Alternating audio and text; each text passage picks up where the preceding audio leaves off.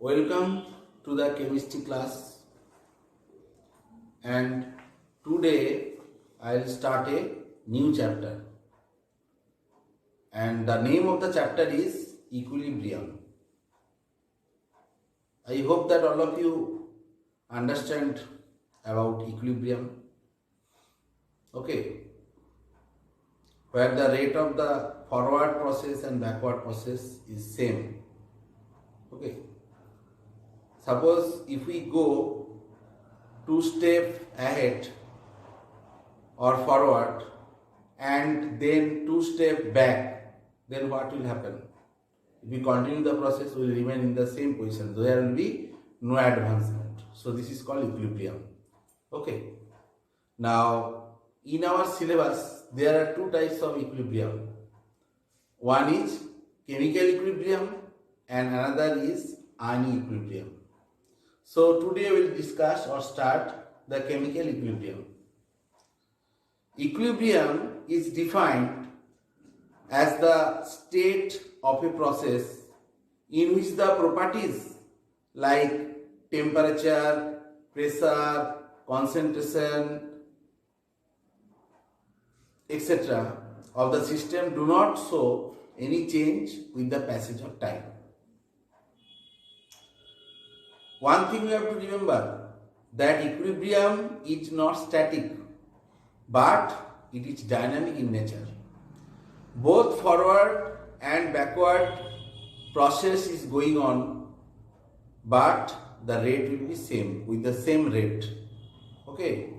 Suppose if we consider that water liquid, if we apply heat, then there will be, in a closed container, then there will be water vapor. After certain time, okay, there will be one equilibrium between this liquid water and the vapor of water. Okay. And this double half arrows indicates that the evaporation, this is the evaporation liquid to vapor, and vapor to liquid, that is the condensation, and here evaporation and condensation are going on simultaneously. At equilibrium, the rate of the evaporation and rate of the condensation are equal. Next we will discuss the physical equilibrium. Physical equilibrium.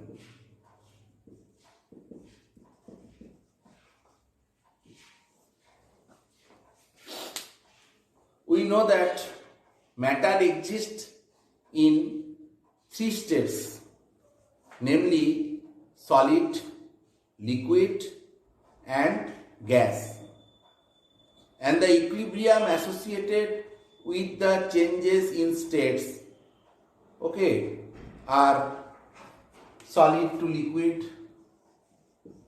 There may exist one equilibrium.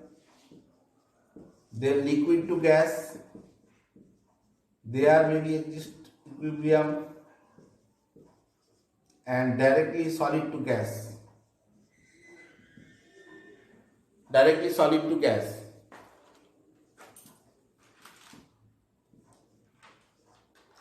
There may be, okay, establishment of equilibrium. Now, equilibrium involving dissociation of solid in liquids and gases in liquids, that also there may be equilibrium.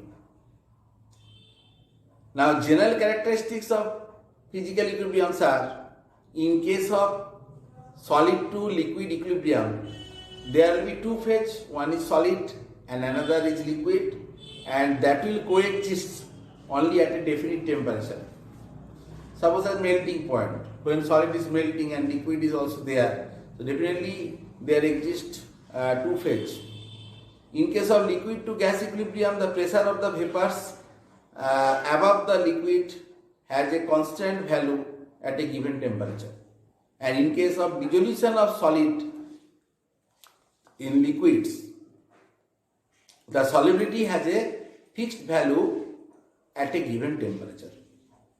For dissociation of gases in liquids, for the dissolution or dissolution of gases in liquids, the solubility of the gas in a liquid is proportional to the gas pressure above the liquid surface. So on the basis of this observation made during the study of various physical equilibrium, the general characteristics are: equilibrium can be established only in case of closed system, not in the open system. If the system is open, then what will happen? Some mass of the reactant or product may go outside. Okay, so that is why it is not established. So we have to do in a closed system, not in the open system. Next one is the equilibrium is dynamic in nature. Okay, it is not static. And the measurable properties of the system become constant because the concentration of the substance becomes constant. When equilibrium is attained, there exists an expression involving concentration of reacting substance which acquires a constant value at a given temperature, and the magnitude of the constant value of concentration related to expression gives an indication of the extent to which the reaction proceeds before the establishment of equilibrium. Next we will discuss irreversible and reversible reactions.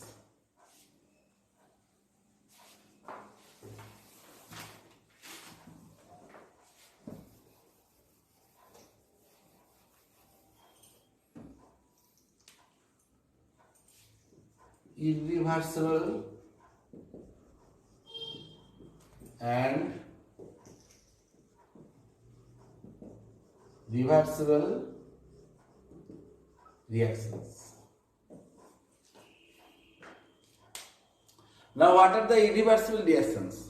The chemical reactions in which the product form do not react to produce the original reactants are known as irreversible reaction. We can think about the reaction that silver nitrate is reacting with sodium chloride, forming silver chloride, white PBT, cardioid PBT and NaO3. Okay, so this is a irreversible reaction. The reverse reaction is not possible here. Okay, if we add silver chloride to NaO3, there will be no formation of silver nitrate or NaCl. Okay, so the reverse reaction is not possible, so it is a irreversible reaction. Now, what are the characteristics? It is in an irreversible reaction, the products of the reactions do not display any tendency to interact among themselves. Okay, that means here there will be no reaction between the AgCl and NaO3. Okay, if there will be reaction, then it will go to the backward. So there is no tendency that AgCl will react with NaO3. Second one, on the completion of the reaction, the reactants participating in equivalent amount are completely exhausted.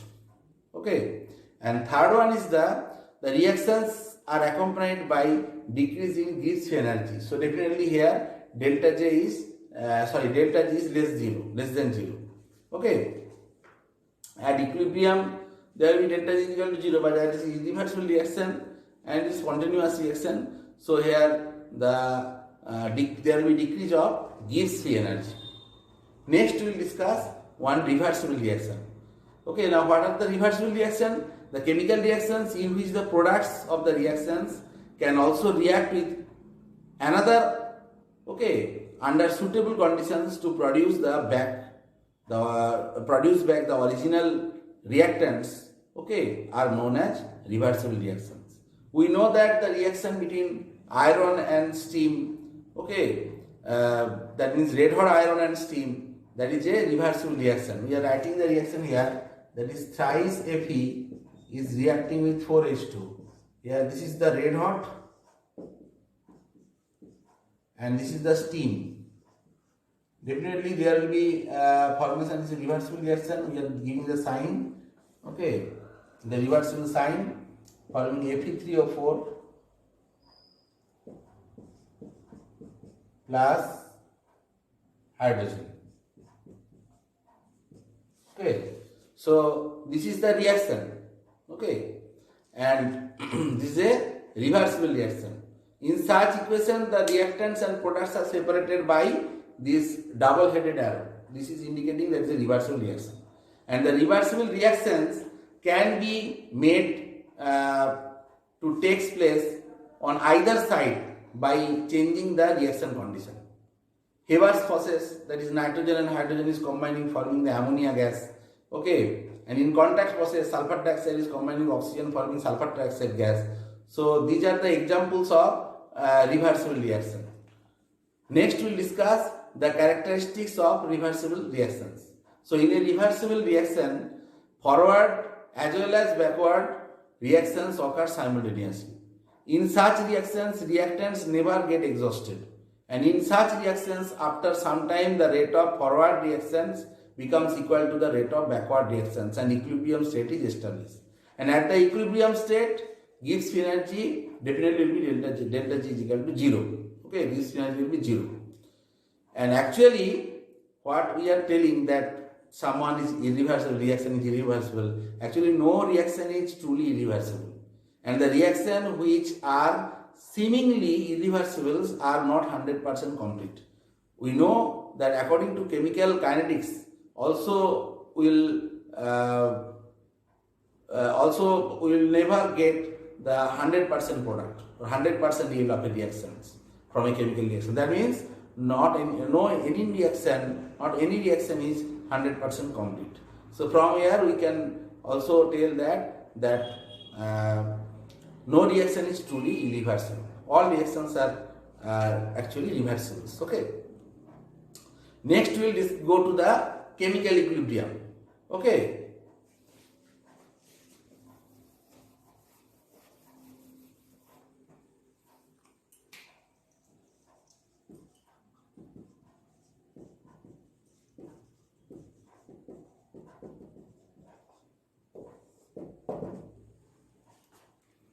So chemical equilibrium means mainly chemical reaction, reversible chemical reaction. So in a reversible reactions, the two opposing reaction, that is the forward and that is the backward reactions occur simultaneously. Okay, and in the beginning the concentration of reactants are very large. Okay, and those of the products at the starting time, that will be the 0, and the forward reactions will take place. Now what will happen on the passage of time or after certain amount of time, what will happen? The concentration of the reactants go on decreasing because reactant is converting into product, or reactants are converting into products. So the concentration of the reactants go on decreasing and the concentration of the products go on increasing. Okay, product will form with time. Okay, and the rate of the backward reaction also increases. Ultimately, after certain time, a stage is reached at which the rate of forward reactions becomes exactly equal to the rate of the backward reaction, and the concentration of the reactants and products become constant, and after that it does not change with time, and this situation is called a chemical equilibrium. Okay, now let us consider a general case of a reversible reaction so that we can plot the graph so that you can easily understand. Suppose A plus B, so these are the reactants forming C plus D. Now if we plot the concentration versus time curve here, already we have discussed in chemical kinetics.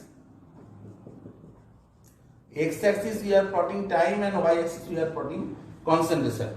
So here we will get a curve like this.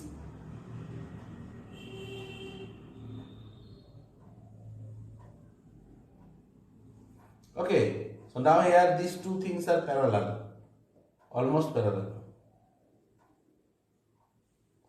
And what is this one? This one is A or B. With time A or B is decreasing, concentration is decreasing. And what is this one? This one is C or D. With time concentration of product is increasing, and this is the equilibrium state. Okay, so concentration remain constant from the time from this time t. So here there will be definitely one time.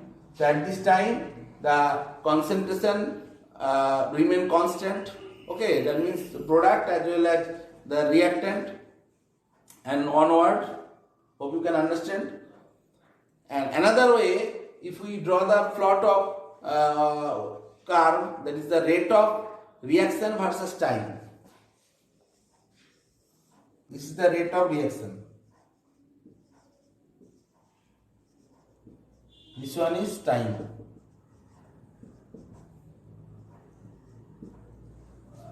So in this case, what will happen? Forward reaction rate will decrease with time, and backward reaction rate will forward reaction rate will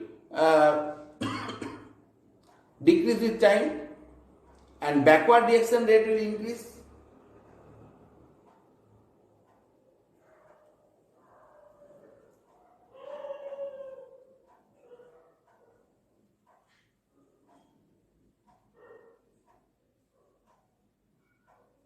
And this is the condition where equilibrium exists. But the forward and backward reaction is the forward rate of reaction. This is the backward rate of reaction. Okay, and this is the equilibrium state.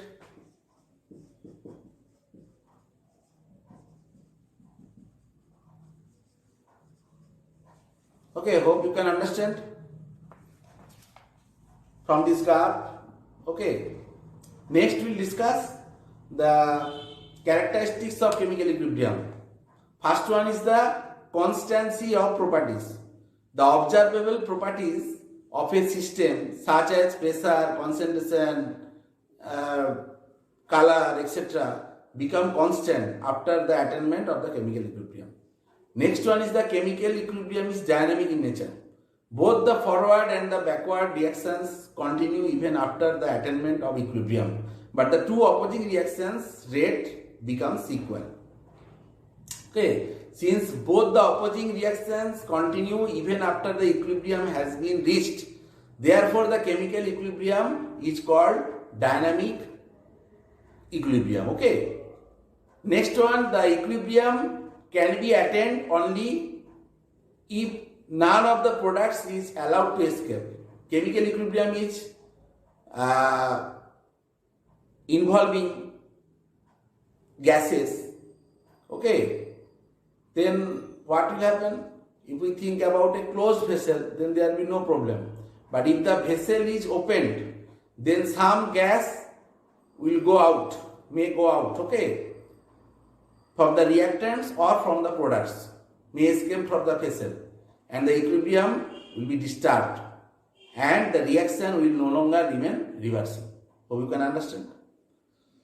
Next is that it can be attained, that means this chemical equilibrium can be attained from either end. Okay, that means same state of equilibrium can be attained by starting the reaction from either end. From this side or this side, both sides you can start the reaction, from reactant side or product side. Okay, and the last point we will take today, that is this type of equilibrium is not affected by the presence of a catalyst. Okay, we know the definition of catalyst. However, the equilibrium gets established sooner. Okay, suppose without catalyst, if the time taken for the establishment of equilibrium is 2 hours, if we use catalyst, it may be established within 30 minutes. Okay, so the equilibrium gets established sooner in presence of catalyst. So these are the characteristics of the chemical equilibrium. Next day we will discuss the mass. Okay, so today up to this, thank you.